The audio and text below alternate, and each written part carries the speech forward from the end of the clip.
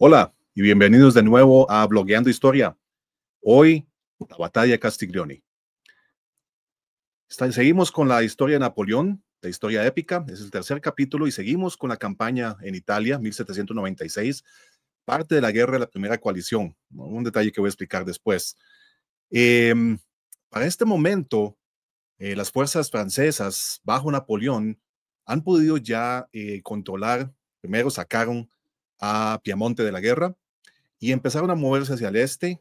Controlan en este momento, si ustedes visualizan la parte norte de Italia, donde la bota se empieza a expandir, la parte oeste ya está controlada por los franceses, mientras que los austríacos siguen controlando el este.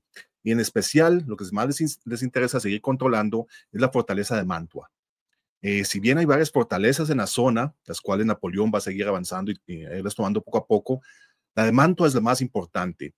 Y tener una fortaleza significa tener acceso a controlar el territorio de forma más fácil, ¿no? Por lo tanto, la caída de Mantua es importantísima para para el destino de esta guerra.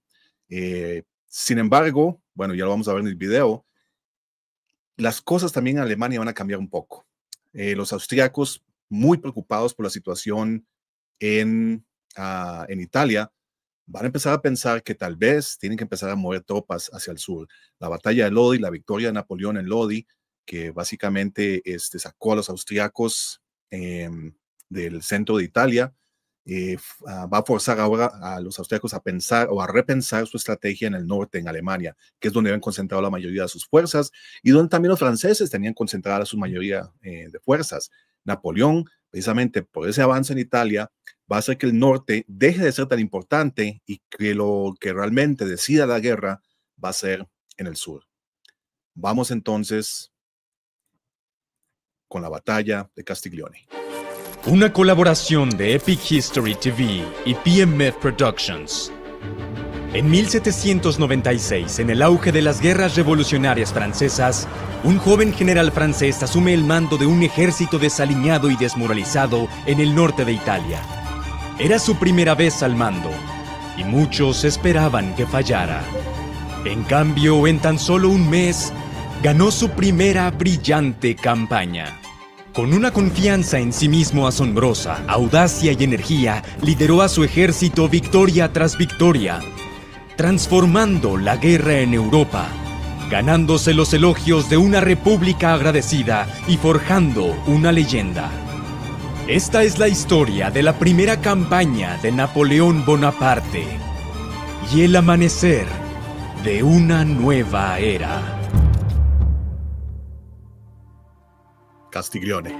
Mayo de 1796. Las guerras revolucionarias francesas han entrado en su quinto año.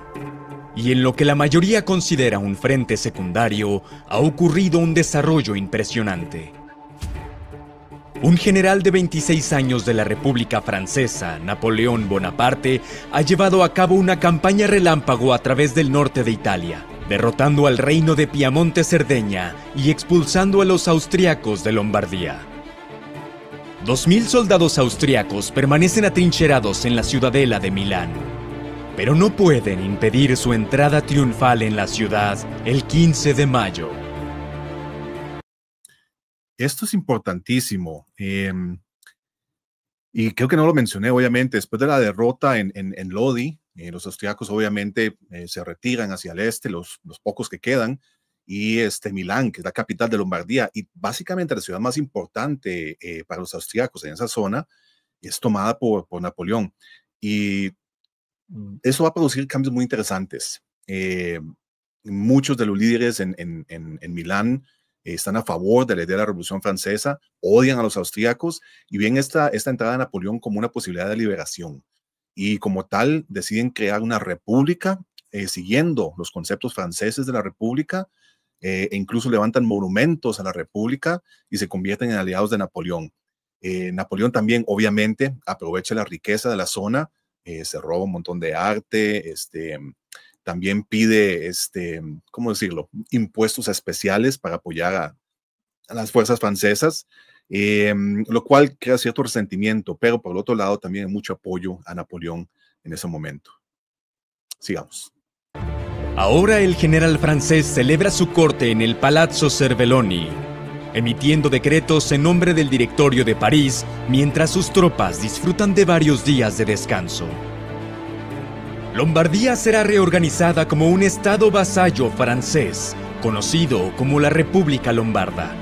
Reformas políticas y económicas barren el antiguo estado austriaco para regocijo de los intelectuales italianos en ciudades como Milán. Pero los franceses también exigen 20 millones de francos para ayudar a pagar la guerra, al tiempo que sus soldados requisan grandes cantidades de alimentos, caballos, ganado y botas.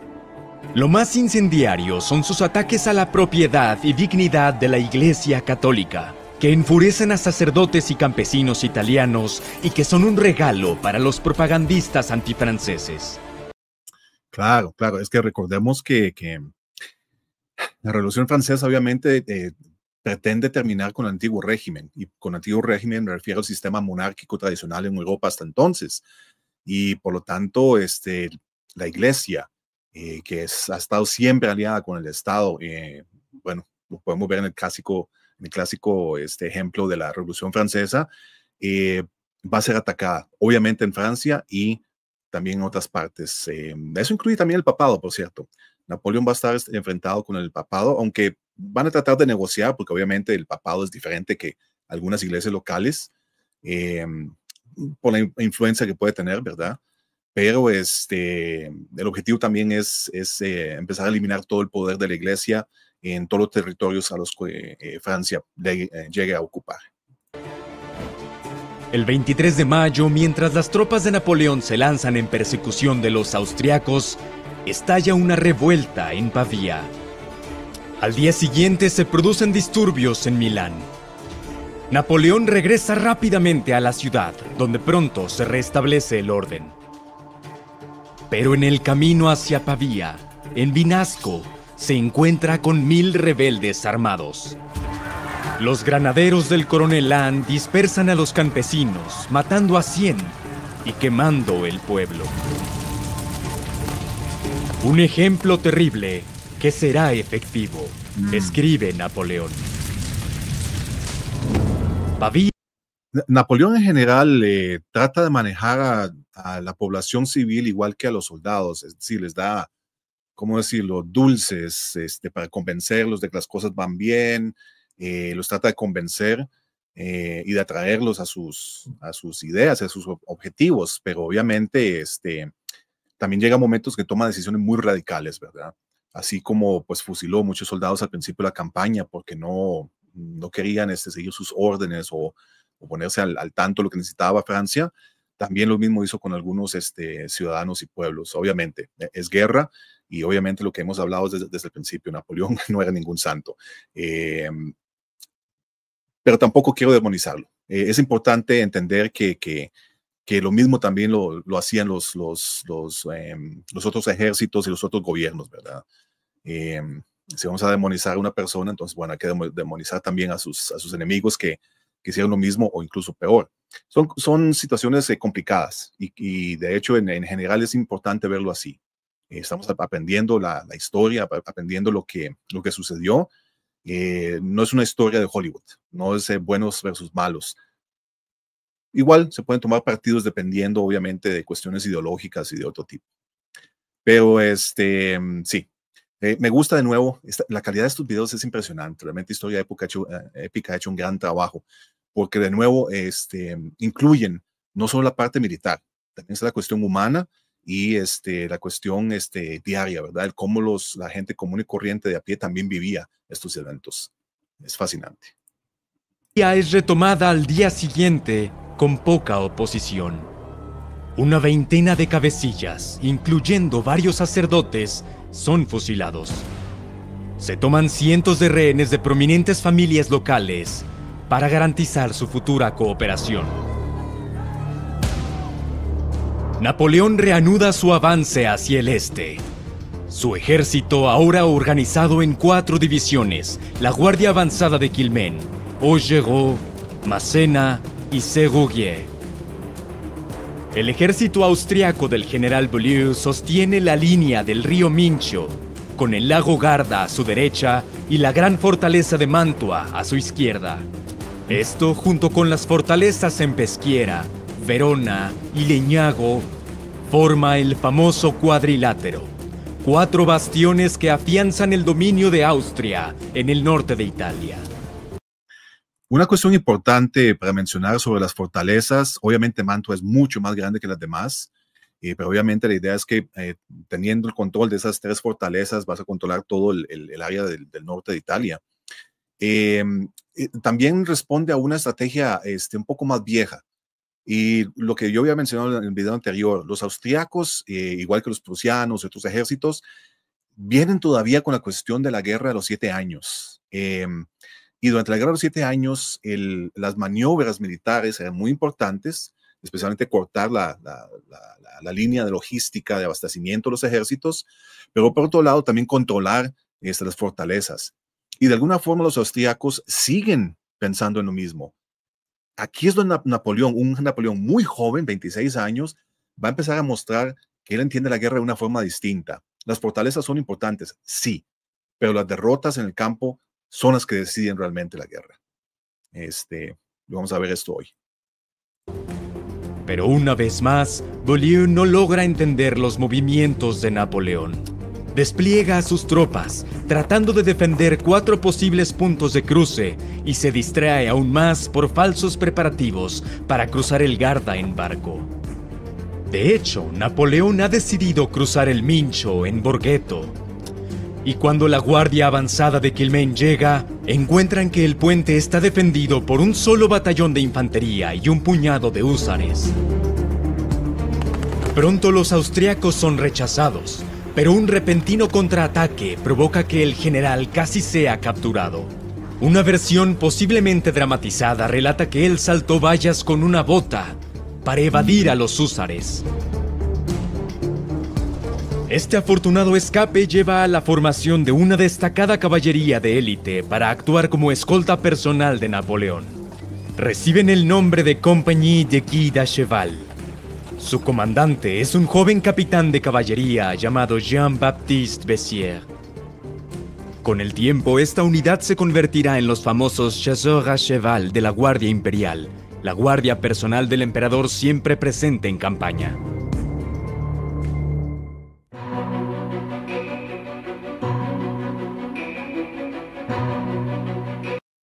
Aquí es donde vemos, por ejemplo, estas ideas de Beaulieu, que ya lo había mostrado en el video anterior que vimos, de nuevo, siguiendo normas de la guerra un poco más antiguas. De hecho, algo que comenté solamente de paso la vez pasada y que es importante enfatizar ahora, de nuevo esta idea austríaca de dividir el ejército en pequeños grupos para tomar posiciones. Tiene cierta lógica en el sentido de querer controlar la región y asegurarse el rechazo al enemigo, pero ¿cómo vas a dividir? Si tienes 30,000 soldados, ¿cómo vas a dividirlos en 5,000 por aquí, 5,000 por allá?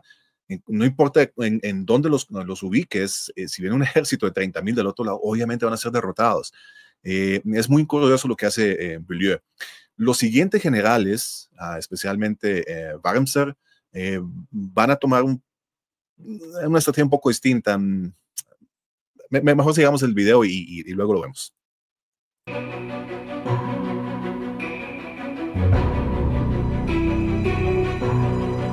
Tomado por sorpresa en el cruce en Borghetto, Beaulieu comienza una retirada hacia una nueva línea defensiva en el Valle del Adige. Sin embargo, en Mantua deja atrás una guarnición reforzada, bien abastecida y lista para resistir un asedio de al menos 2 meses. Napoleón no puede pasar por alto Mantua, su guarnición es demasiado poderosa.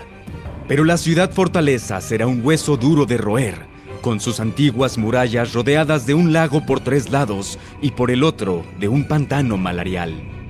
El lugar más insalubre de Italia, le dice Napoleón al directorio.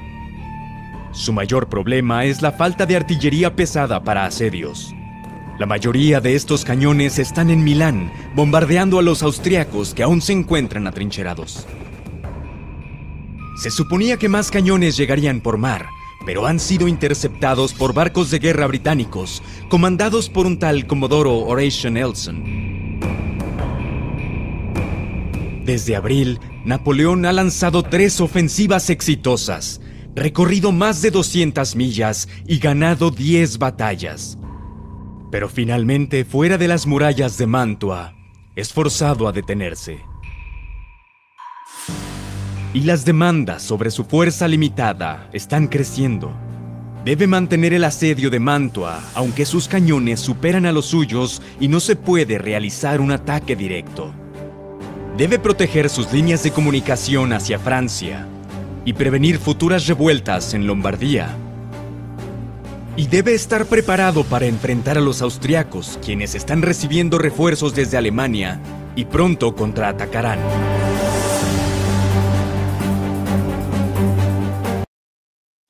Este es un mapa muy interesante. De verdad que esta gente hace un trabajo excelente. Sí, el primer problema obviamente es, bueno, ya ocupé las otras fortalezas, las menores. Mantua va a ser muy difícil que caiga. Con 10,000 soldados, de hecho es un montón de soldados para una fortaleza de este tipo, lo cual significa que va a ser muy difícil tomarla. Sin embargo, todas las fortalezas son una especie de bomba de tiempo. Es decir, en cualquier momento se te acaba la comida, se te acaba el agua, y de dónde consigues nuevos suministros. Obviamente, alguien puede llegar a ayudarte, pues si rodeas bien la fortaleza, en una cuestión de 1 mes, 2 meses, los soldados van a tener que rendirse. Después de que se acaben los caballos, las ratas, lo que puedan comerse, obviamente van a rendirse. Pero el mapa también muestra algo muy importante. Como les mencionaba, Italia era un teatro secundario en la guerra.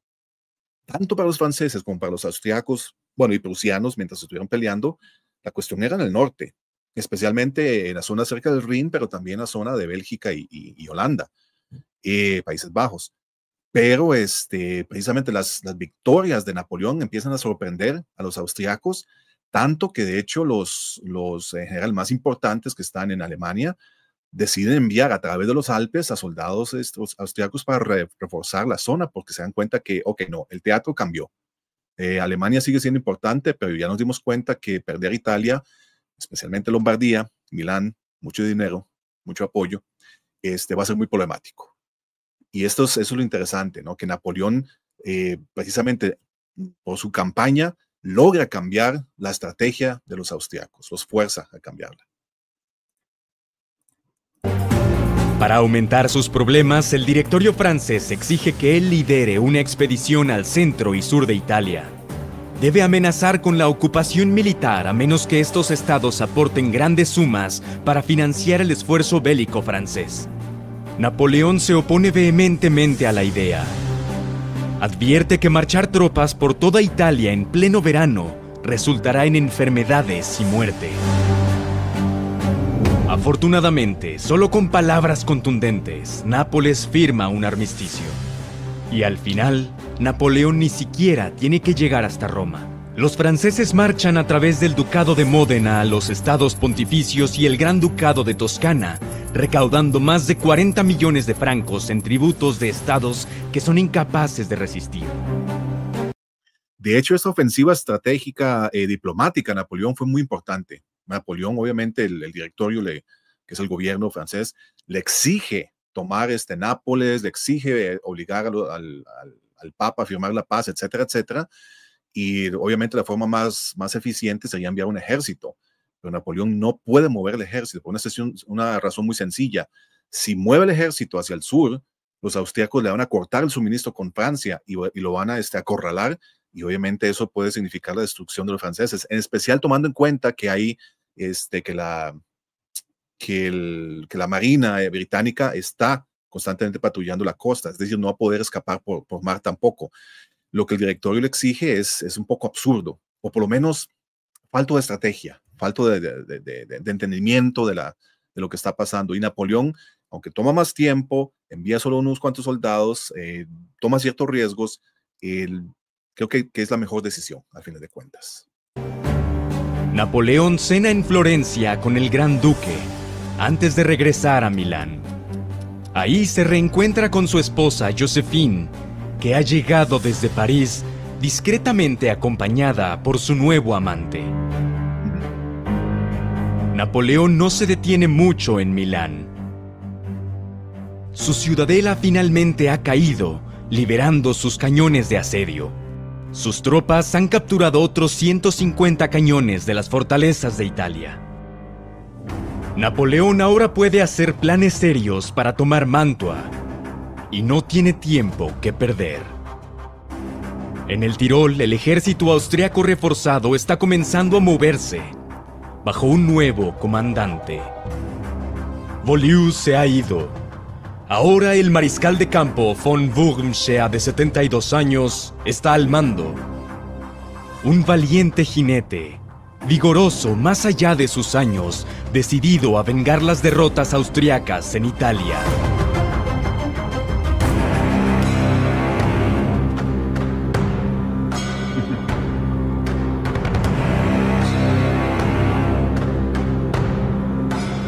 Desde que cruzó el Mincho, Napoleón ha reorganizado y redistribuido sus fuerzas. El general Massena se encuentra cerca de Rivoli, vigilando el camino hacia Tirol. Otro mapa interesante. Les hablaba justamente que los austriacos tomaron esta decisión de dividir sus columnas, lo cual facilitó las cosas para Napoleón, pero en este momento Napoleón es el que está ocupando el territorio, y para ocuparlo necesita también dividir sus columnas en diferentes ciudades, en tomar posiciones, precisamente para controlar a la población civil, controlar la información, controlar la logística, controlar los suministros, los impuestos y todo este tipo de cosas. Se ve obligado, por lo tanto, a dividirse.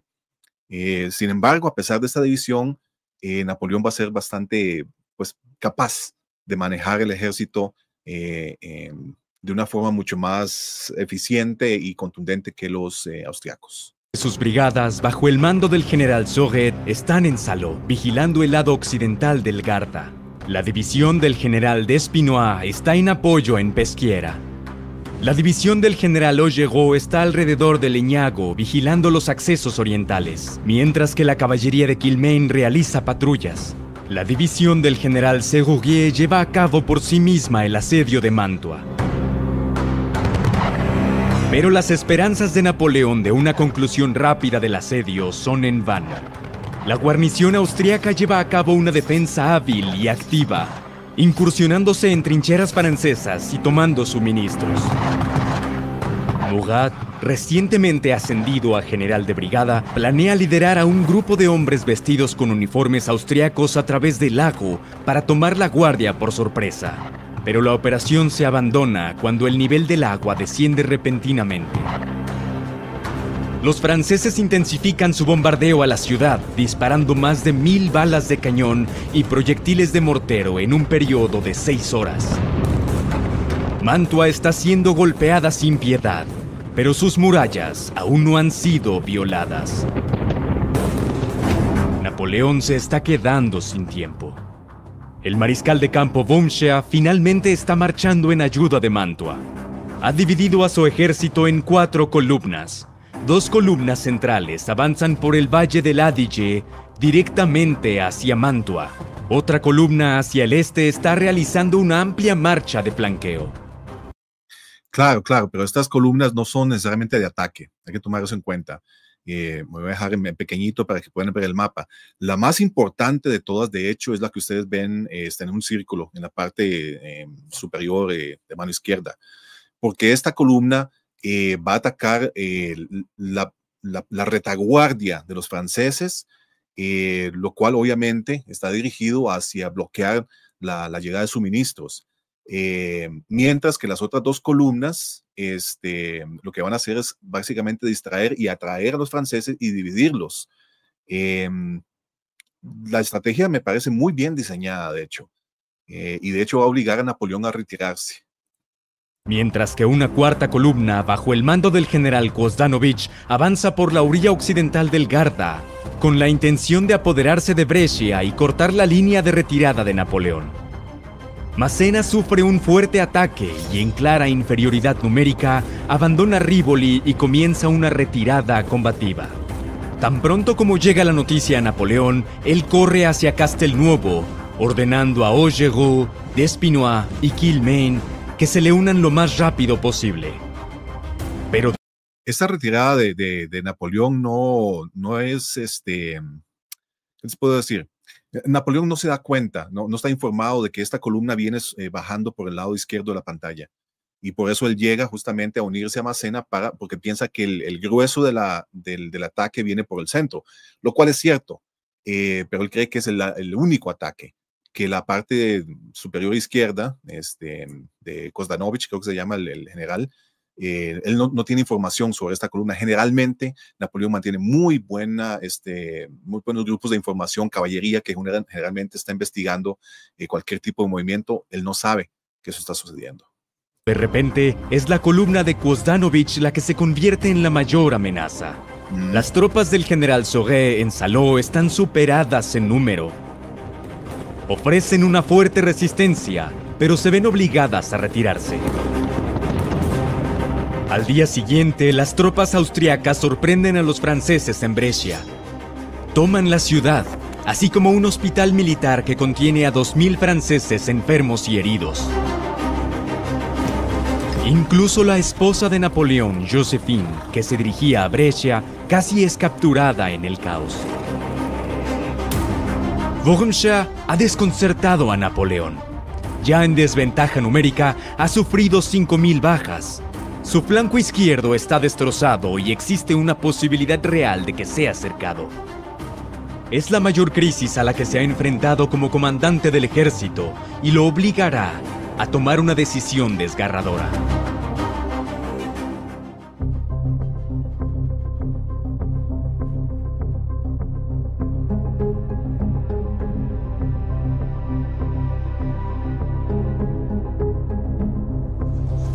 El 31 de julio, después de 2 meses de sangre, sudor y sacrificio, se le ordena al general Séguier que abandone el asedio de Mantua.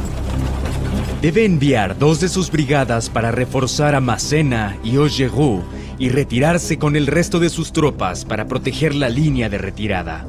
179 cañones, además de municiones y suministros que no se pueden mover, deben ser enterrados o arrojados a los pantanos.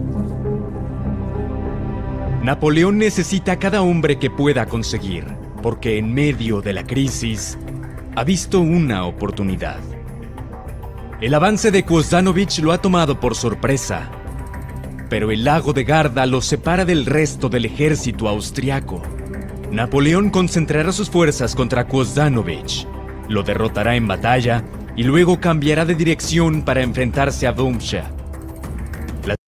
La típica estrategia de la posición central, ¿se acuerdan? Creo que hablamos de eso en el primero o en el segundo video, de aprovechar que hay una división de los ejércitos y la idea es, como una cuña, meterse en el centro para obligar a los 2 ejércitos a mantenerse separados y por lo tanto poder atacar a uno, al más débil primero, y luego al segundo. En este caso, atacar Kozdanovich es lo más importante porque obviamente está cortando la línea de suministros, bueno, y de retirada también. Así que muy importante. Las divisiones francesas pronto están en movimiento. Las tropas de Kozdanovich llegan a Lonato, pero aquí se encuentran con la vanguardia de Massena. Los austriacos sufren un fuerte ataque y con los refuerzos franceses llegando, se ven obligados a retroceder. Al día siguiente, los franceses retoman Brescia, junto con la mayoría de sus suministros, enfermos y heridos. Luego, Napoleón tiene una suerte inesperada.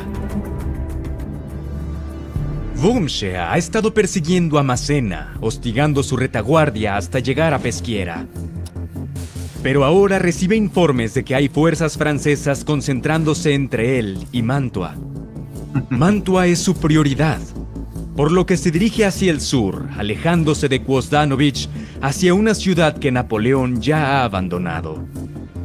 Para cuando Wormser se da cuenta de su error, es demasiado tarde. Ha regalado a Napoleón 24 horas cruciales. Un error por el que pagará muy caro. Sí, en especial recordemos la movilidad de los soldados franceses, que era impresionante comparado con otros soldados de esa época. Hay varios reportes durante esta misma campaña de soldados franceses caminando aproximadamente 90 a 100 kilómetros en 3 días. Es impresionante la velocidad de estos soldados, por lo menos 3, 4 veces más rápido que cualquier otro soldado. Y obviamente esto también cambia todo, porque si la información que tenés es que estos soldados están en esta dirección y marches hacia ellos, esperas que estén más o menos en esa zona. Jamás vas a esperar que estén 20 kilómetros ya rodeándote, ¿no?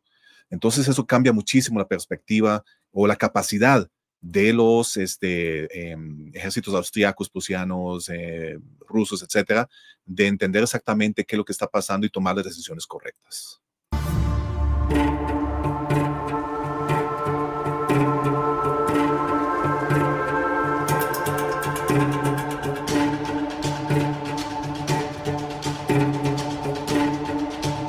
El 3 de agosto se produce una lucha confusa al oeste del Garda.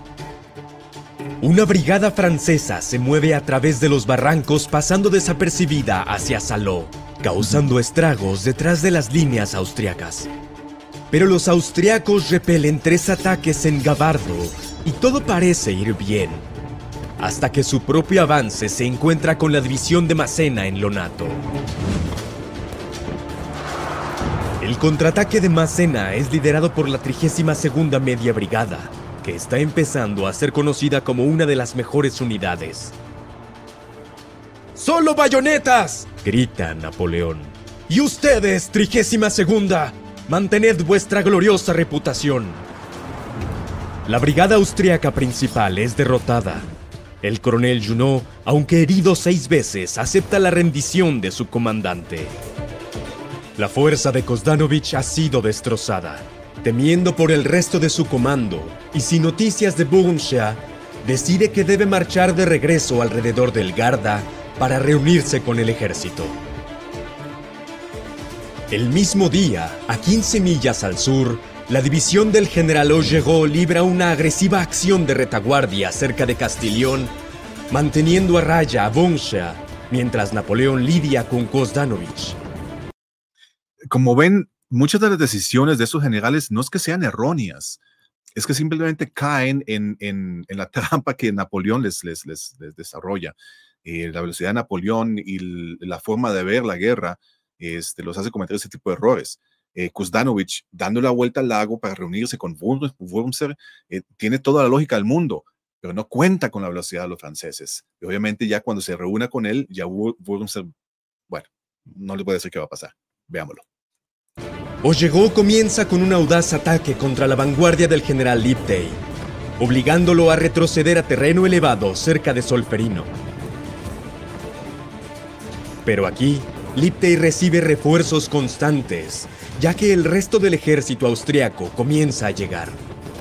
Augereau mantiene la presión, evitando un avance austriaco.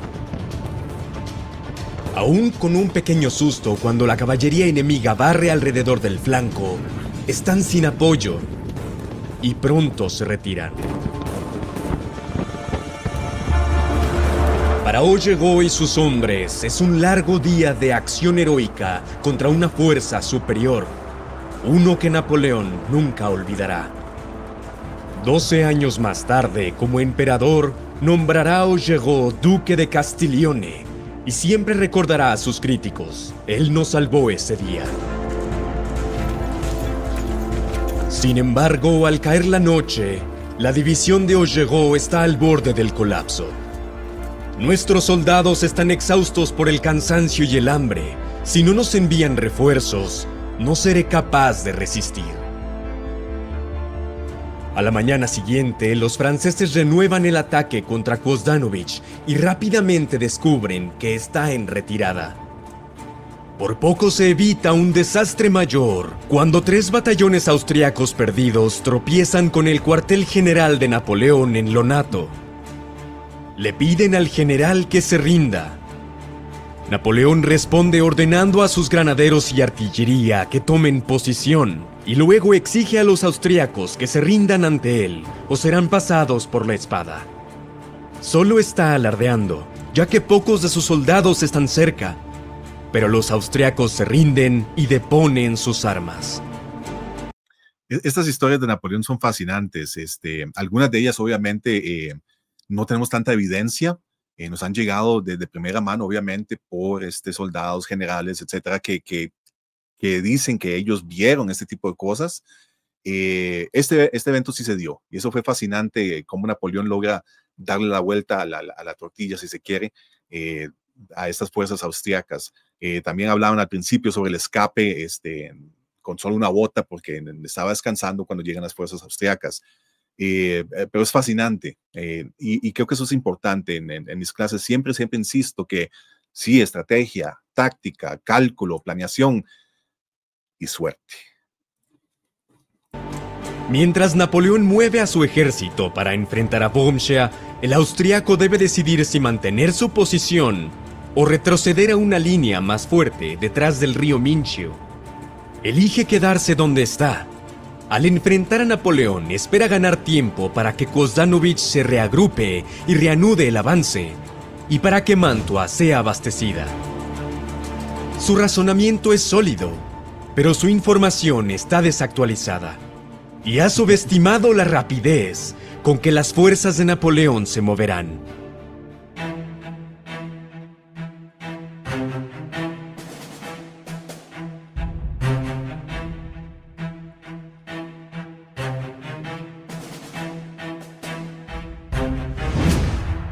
Al amanecer del 5 de agosto, el ejército austriaco se encuentra a 4 millas al este de Castiglione. Dispuesto en 2 líneas, el flanco norte está anclado en el pueblo de Solferino y su flanco sur en un reducto bien fortificado en el monte Medolano. Napoleón se enfrenta a él con la división de Massena en el norte, la división de Augereau en el centro y la caballería de Quilmaine en el sur. También ha formado una unidad de élite de granaderos y caballería para ser retenida hasta el momento decisivo. Napoleón no parece tener demasiada ventaja, pero tiene 10.000 soldados más convergiendo rápidamente hacia el campo de batalla. 5.000 bajo el mando del general Despinois, marchando desde Brescia, y otros 5.000 bajo el mando del general Fiorella, que se aproxima desde el sur. Para ganar tiempo para que lleguen los refuerzos y atraer a Wormser fuera de su posición, Napoleón ordena a Massena y a Augereau que ataquen. Se produce un breve intercambio de disparos. Luego los franceses comienzan una retirada simulada. Esto es importante, y de nuevo, los mapas son buenísimos. Parte de la estrategia de Napoleón, recordemos que los soldados están colocados en línea para hacer el fuego más eficiente, es atacar una parte específica de esas líneas para romperla, para quebrarla.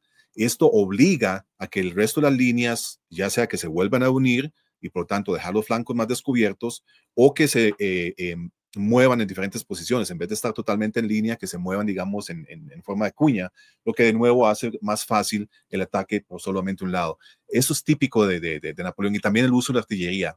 Generalmente empiezan las batallas con el uso de artillería contra una parte específica de la línea, la cual va a debilitar, y luego va a concentrar el ataque ahí.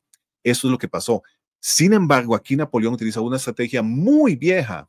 Lo interesante es que Napoleón tal vez es de los primeros que los utiliza ya para esta época, pero especialmente para los que hablamos español y que hemos leído el poema del mío Cid, la falsa retirada era su estrategia principal, es decir, atacar y después de unos cuantos minutos retirarse para provocar que el enemigo te siga, pero te sigue no de una forma ordenada, sino pensando que te estás retirando, voy a perseguir, capturar la mayor gente que pueda, matar a la mayor gente que pueda. Y en ese momento, era lo que hacía el Cid, resulta que había parte de su ejército escondido y emboscaba a los que se venían, y luego el ejército del mismo se volvía contra los que venían atacando de forma desordenada y los barría completamente. No es una estrategia nueva, para nada, pero de nuevo nos recuerda la capacidad de Napoleón, no solo de su creatividad, sino además todo lo que había leído y se había informado. Recordemos que Napoleón le fascinaba la historia antigua. Leyó todo lo que se había publicado sobre César, sobre Alejandro Magno y sobre otros famosos militares de la antigüedad. Así que no es nuevo para nosotros, obviamente, es una estrategia muy, muy vieja, pero Napoleón la va a reutilizar contra los austriacos que no la están esperando. Los austriacos caen en la trampa. Algunas unidades avanzan desde terreno elevado, mientras que Wurmshea extiende su ala derecha, buscando flanquear la división de Massena. A las 9 de la mañana, el sonido de disparos desde el sur alerta a ambos bandos sobre la llegada de Fiorella detrás del flanco izquierdo austriaco. Napoleón ordena inmediatamente a Augereau y Massena que ataquen nuevamente, ahora en serio. Las tropas de Despinois llegan para unirse al asalto.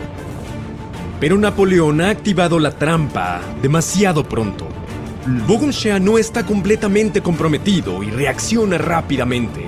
Organiza una nueva línea para frenar a Fiorella y retira apresuradamente su ala derecha. Pero no puede salvar al reducto en Monte Medolano. El ayudante de campo de Napoleón, el mayor Marmont, lidera una batería para bombardear la posición. De nuevo vemos la capacidad de estos generales. Wurmser claramente reconoce el peligro y reforma sus líneas, lo cual demuestra su capacidad. Muchos otros generales podrían haber simplemente escapado, huido de la situación y abandonar el campo de batalla. Aquí, en cambio, va simplemente a reordenar. Recordemos también que estas batallas eran de horas, ¿verdad?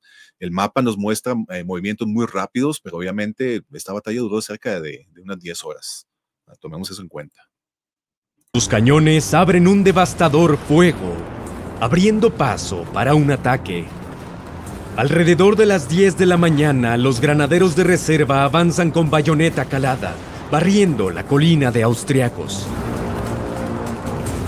Mientras tanto, al norte, la cuarta y quinta semibrigadas avanzan hacia los altos de Solferino y capturan el reducto ante Pozzo Catena.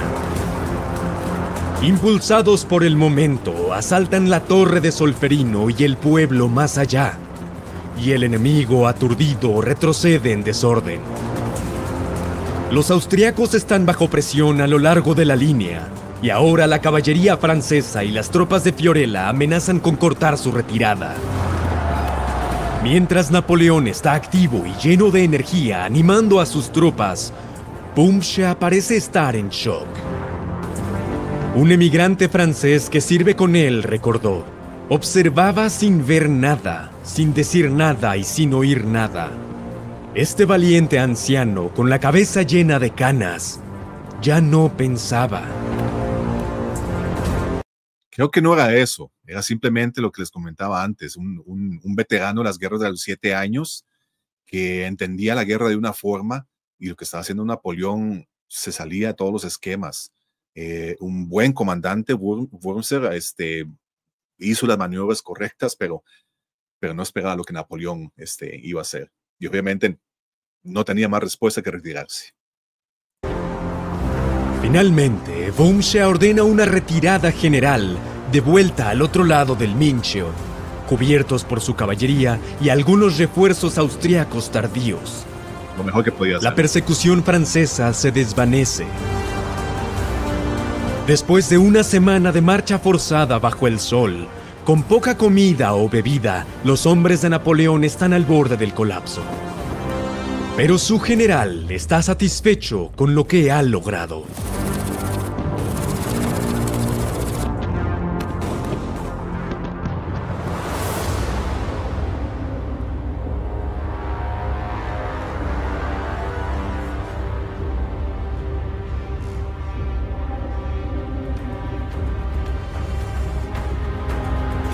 El ejército de Wurmshea encuentra refugio temporal detrás del río Mincio, pero Napoleón inmediatamente reanuda el ataque.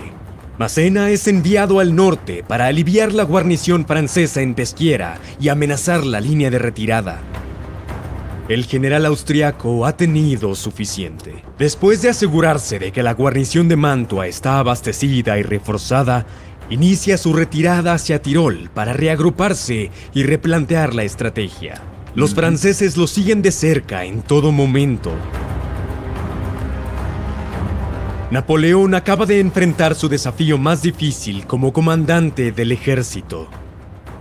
Y aunque al principio se vio sorprendido por su adversario, ha demostrado una brillante flexibilidad y su energía habitual para superar la crisis y luego triunfar.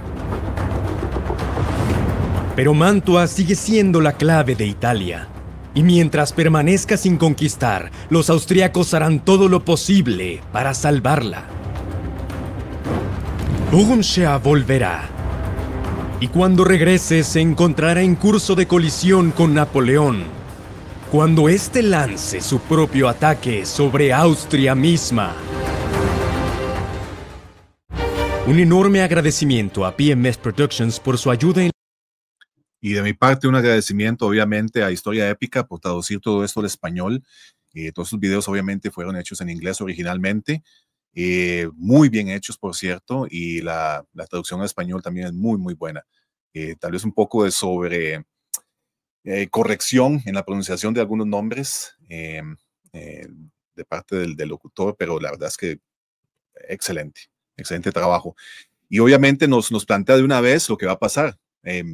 Voy a revisar, pero creo que el siguiente capítulo justamente es sobre el ataque a la fortaleza de Mantua para terminar de controlar esa zona. Seguimos entonces con la campaña de Italia, la primera campaña italiana de Napoleón, el inicio de Napoleón como una gran figura. Por favor, denle un botón de me gusta, apriétenlo, suscríbanse y en especial la campanita. La campanita les va a informar cuando salgan nuevos videos y si se suscriben y le dan me gusta, eso me va a ayudar a seguir produciendo más videos para ustedes. Un saludo a todos y nos vemos pronto.